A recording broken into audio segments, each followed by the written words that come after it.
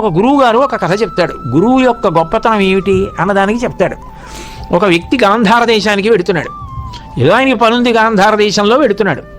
వెడుతుంటే కొంతమంది దొంగలు చూసి అన్ని వైపుల నుంచి చుట్టుముట్టారు. ఆయన దగ్గరదంతా దోచేసుకుని ఆయన వదిలిపెట్టేయకుండా గుర్తుపడతాడేమో, గుర్తుపట్టి రేపు చెప్తాడేమో అని వాళ్ళు దోచుకునే ముందు ఏం చేశారంటే కొట్టి కింద పడేసి కళ్ళకి గట్టిగా గంతలు కట్టేశారు.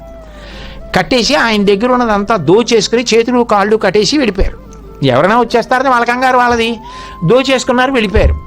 ఇప్పుడు కళ్ళక గంతలు, కాళ్ళు చేతులు కట్టేసి ఉన్నాయి, వెనక్కి చేతులు పెట్టి కట్టేశారు. అదే అరణ్యం. నిజంగా పాము వచ్చినా తెలియదు, మృగం వచ్చినా తెలియదు. ఇప్పుడు అతను ఎలా కొట్టుకుంటాడు? ఎంత ఆర్తితో కొట్టుకుంటాడు? అరవగలడు అంతే, నోరు కట్టలేదు కాబట్టి. అతను ఆర్తితో కొట్టుకుంటుంటే ఎవరో సహృదయుడు వచ్చాడు. కాళ్ళు చేతులు కట్లు విప్పేసి కళ్ళ గంతలు విప్పేశాడు. ఇప్పుడు ఆయన తనకి డబ్బు కావాలని అడగడు.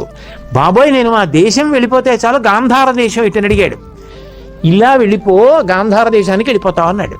అతను అలా దారి బట్టి ఇంటికి వెళ్ళిపోయాడు. అమ్మాయి బతికి బట్ట కట్టాను అంతే చాలు, కాళ్ళు చేతులు కట్టి కాళ్ళకి గంతలు కట్టారు, చచ్చిపోతుంది ఏదైనా వస్తే తినేసి అన్నాడు. పోతే పోయిందిలేండి డబ్బు, మీరు బతికారది భార్య.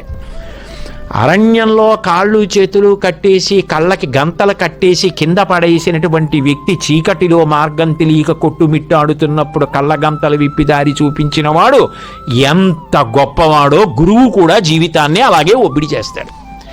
చేసి భగవంతుడి వైపుకి పునశ్చోత్తమ సంత్వవాది, మంచి మాటలు చెప్తూ మెల్లమెల్లగా మంచి పనులు